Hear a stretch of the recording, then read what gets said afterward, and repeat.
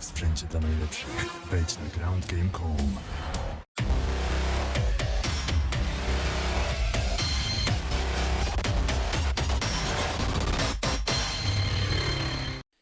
Obviously, this is a big fight week for you.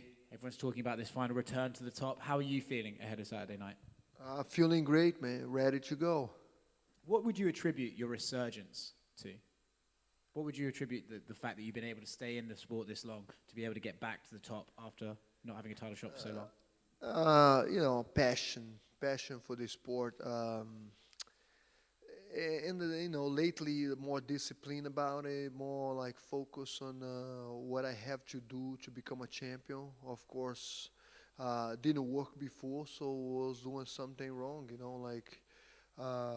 When I fought Gustafsson, when I fought Anthony Johnson, was knocking in the door, like a fight elimination for the belt, and I couldn't get that title shot again. And I say, man, I'm losing time over here. What I have to do, and looking for knowledge, PI and my coaches and my discipline, putting myself like, how much do I want this, Would you say that's the biggest difference between the Glover now and the Glover he fought for the title before, is discipline? Yes, 100% discipline. Yeah. Back then I was just like a wild fighter, man, just go in and fight, train like a maniac, train like a dog, but always, Fans always like it when a slightly older fighter gets to fight for the title. As a guy who's in fights and combat sports, do you look at names like George Foreman, who came out of retirement and won the world title later on in their career? Do you look at them as inspiration? Like you say, fans like that stuff, and I'm a fan of the sport as well, and I love when people overcome situation like break the rules, doing something that not many people have done it, If I win this title right now, who did that before? Only one guy in UFC, Randy Couture'a, and it's a hard thing to do, and I'm glad that I'm here, and I am gonna get it Saturday night. Moving to Saturday night, how do you actually see the fight with Jan playing out? Where are your strengths compared to his? How does the fight go? I think it's going to be a great fight, man. It's going to be a great fight because the style matchup is amazing. Jan, he likes to come in and finish fights, and he goes after, and you know me. The record speaks for itself. I'm a fighter, and it's going to be a great fight. Looking forward to it. Thank you. Thank you. Speaking on that, you have I believe the most stoppage wins in light heavyweight history for the UFC. Jan actually has more submission wins than knockouts in his career, but everyone lately talks about his Polish power. So as a high-level jiu-jitsu practitioner yourself, is his jiu-jitsu underrated in the eyes of MMA fans, do you think? Not in my eyes, I trained my ass off for Jan's jiu-jitsu. I know how strong he is. But I'm not concerned about it, I have the most submissions in UFC. My jiu-jitsu is MMA jiu-jitsu, as I always say. But yeah, he's well-rounded fighter. That's why he's a champion now. And but I'm not concerned about it. But I know I respect it. And looking at his last fight against Israel Adesanya, you were there, octagon side. A lot of people were talking about what Israel couldn't do and what he didn't do. But when you're sitting there watching Jan beat Izzy, what are you seeing that Jan Błachowicza is doing that no one else could do against Israel inside the octagon? Yeah, first of all, you gotta respect his power, and that's what Adesanya did. Can't go in just like that. You feel the guy in the first round, and you see how hard he's hitting. And Adesanya, this guy didn't want to take that chance, man. He didn't want to take that chance to get knocked out like he did in the other guys in the middleweight division. This is different, and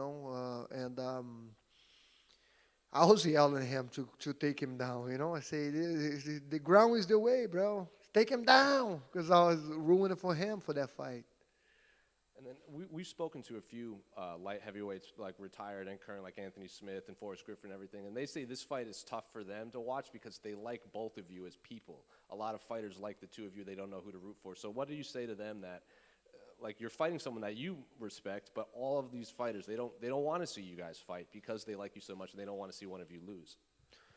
Yeah, I've been in that situation before. I like both guys, and the best is gonna win, man. We're here doing our job. We love what we do. We get paid to do what we do, and they know that. It don't matter. I hope, like my mom say all the time, I'm praying so no one gets hurt. And hopefully no one gets hurt bad. Talk about injury bad, but somebody's gonna get hurt, and it's gonna be Jan. And then I think earlier this week, your story of how you got to America came out, and I don't think a lot of people, they knew it was hard for you to get into the United States, but they didn't quite know the journey that it took. So when your story came out, were a lot of fans reaching out to you and fighters being like, wow, this is such an insane story, we had no idea? Yeah, lately, a lot of people say, gotta make that movie, Sure do. Get that belt, make that movie. But yeah, come to United States, yeah, it was like, at that time where I'm from was like something that, when you're a kid, I remember being like 9, 10 years old and thinking like, oh, I can't wait until I get old so I can go to United States. And everybody was going that way. I'm not proud of it, the way I did it, crossing the border like that. But that's what happens, and I paid the price for. I wait 5 years after Dan White shake my hand and say, get your stuff figured out, and you get you in the UFC. And if I had to pay that price. 5 years later, I was there. And then one last thing. I think when you were in San Diego for so long, and then eventually you got to Connecticut, correct, after San Diego? Yeah, because we crossed to San Diego, but it was like a few days there, a couple weeks maybe. Why did you choose Connecticut? It's Danbury, Connecticut, right? Danbury, Connecticut. Why did you choose Danbury, Connecticut? Yes, I have some friends there already. Some people from my hometown. They go to Connecticut. Connecticut is a big part. Greenwich, Connecticut. All these big millionaires have their houses there, so it's big in jobs, landscaping and construction. And a lot is a big Brazilian community there. And he called me and said, "Hey, that's where I'm going. I wanted to work landscaping. That's what I used to do back home, pretty much." So I went to Connecticut and I met my wife there, and I didn't want to get out. That's it. It became my second home. Over. Just wanted to ask you, everyone appreciates that you're getting better and better, it seems, especially at this stage of your career. I know you mentioned discipline there, but in terms of skills, how have you become better, and in what way have you become better, do you feel? I think my boxing has just got better, man. Training with a bit more caution about it. Training smarter is a big key. Drilling a lot. And like I say before, I was rely too much in my power, my strength, and thinking like didn't have to drill too much anymore. I was not the kind of guy that drill too much anymore, and realized that it's never too late to learn new things. You can always learn new things, because I remember a couple old fighters that I trained with that they didn't even warm up. They just come in, get ready for a fight. Talk about old fight. I don't want to say the names of it because I don't want to put. But it's like have the last couple fights. Say, I have a fight coming up. So they just come in, put the gloves on, and start spar, and go home. And I just back then I was like, hey man, that's what I'm gonna do, just gonna go in, spar, and go home. But it didn't work out, right?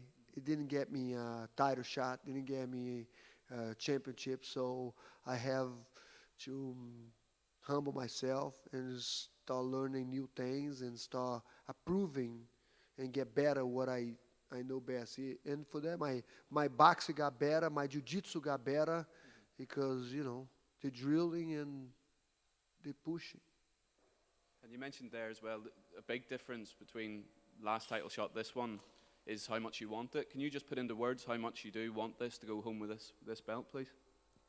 I want this. You see Saturday night how much I want this. I'm not leaving the octagon. I always say, like, you leaving your shield or you don't come at all home. And I'll come home with that belt. And just very lastly, just to touch on being here in Abu Dhabi, you've got a lot of support here, don't you? I think you've friends and stuff in Abu Dhabi. So how nice is it going to be performing in front of them on Saturday night? Yeah, I've been getting a lot of support all around the world, man. I guess people was like they met me and they know me, and it's like Maldonado say something. Fabio Maldonado say something nice nowadays. Like he say, if you really know these guys, it's hard to not ruin for him, And it's a big compliment, man. People been like very supportive over here, and I have a few friends over here from Brazil. They come, to teach jiu-jitsu, and I think it's gonna be a good crowd in there. Best of luck. Thank you. Thank you.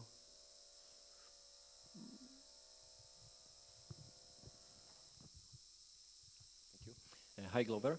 I wanted to ask you, when you look at your story and you're rising again, like from the ashes, like a phoenix, and if you compare it to Jan Błachowicz, what similarities do you see, and maybe what the differences between you and Jan, not as a fighters, but as your stories and as you as a people?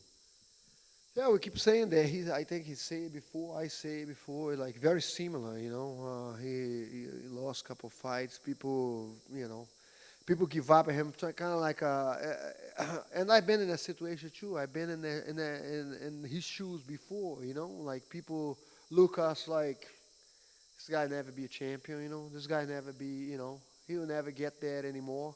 And after I lost a couple fights, I remember like I have like 3 fights winning streak. I beat Richard Evans and I fought Anthony Johnson. That was supposed to be a title elimination. It was a title elimination. Anthony Johnson fought for the title later. I remember just losing that fight, and people just brush me out. Yeah, this guy's he'll never be a champion anymore. He's a nice guy, but he'll never be a champion. And we proved them wrong. We both did, and we're still doing it. Okay. So, as you said, there are people that said that you will never be a champion, and the same in the case of Jan. So, did you think that Jan will be a champion like a few years ago when you saw him first time, or after a few fights in the UFC? Yeah. It's hard to say, not really. I always thought he was a tough guy. I met Jan the first time when I fought over Simple. We shared the same locker room, so we were working out together. Not together, but same locker room the whole week, and we talk a lot. And super nice guy. And after that, I met him a few more times. Not really, but I knew he was gonna. I told my friends he was gonna win that fight with the title when he was here. I told my friend, I say, hey, Jan is gonna beat Reyes, because everybody talk about Reyes. Reyes walking around like he's the champion already, and Jan just come humble and relaxing. And I say to my friend, he's gonna be a champion. I remember saying that. Okay, so last two from me. I don't know. Do you hear me? Yeah, no problem. Yes. Yeah. So this win streak that you have has been superb to you, and as we know, people are rooting for you as well for Jan, but they really want to be happy to see you being happy and getting that title. So would you say that this journey so far to get the title shot was so enjoyable and that you are just happy right now, or it all comes down to this Saturday? And if you don't win, it won't mean nothing, what you have accomplished in a few previous fights. Man, it's been a lot of sweat, blood, and tears to get here. No, it don't matter, man. You know, I want to be a champion. I'm going to be a champion. That's the mindset that I have now. You know, I feel like I'm already champion. People treat me like a champion. You know, I've been treated like a champion over here, and it's amazing. I feel pretty confident about it. But no, that doesn't take away what I've done, man. That doesn't take away what I've done. You know, I'm going over there. I'm gonna do my best, and whatever happens. You know, I still gonna live my life. I'm having an amazing life. You know, it's not like all or nothing. You know, it's at the end of the day, it's a belt. You know, it's something that you know, eventually we all gonna lose it. We all gonna not be a champion anymore. Everybody's gonna forget about it. You know, we can't identify yourself with that. You know, we something beyond that. So, no, not at all. Okay, and last one from me, not about this event and your fight, but we are also close to see your pal Alex Pereira, first time in the UFC, and I wonder, what do you think, how good he will be in this middleweight division? I don't know, man. That guy is scary. You know, he is scary with those 4-ounce gloves. You know, very strong, very powerful, and very dedicated. He's incredible, man. The way he learned things, and it's a guy that you know, this is the first fight in UFC. Probably like little nerves, little everything, but like no doubt he's gonna be one of the top contenders very soon. Okay, thank you, Glover, and best of luck on Saturday. Right, man. Hi, Glover. Over there. One more question about Jan, but about Peter Jan. So your expectations and can you please give a prediction for his fight against Sanhagen? Against who? Corey Sanhagen. He's fighting for the title against Corey Sanhagen on the Peter Jan. Oh, yeah. I'm so focused in my fight, you know. It's like I know Peter Yan is like he's an incredible kid, man. He's amazing fighter. It's like I don't know. I'm so focused in this fight, you know. Usually I would answer that question better if I was not in a card, you know. But like just focus in this fight. Thank you. You're welcome.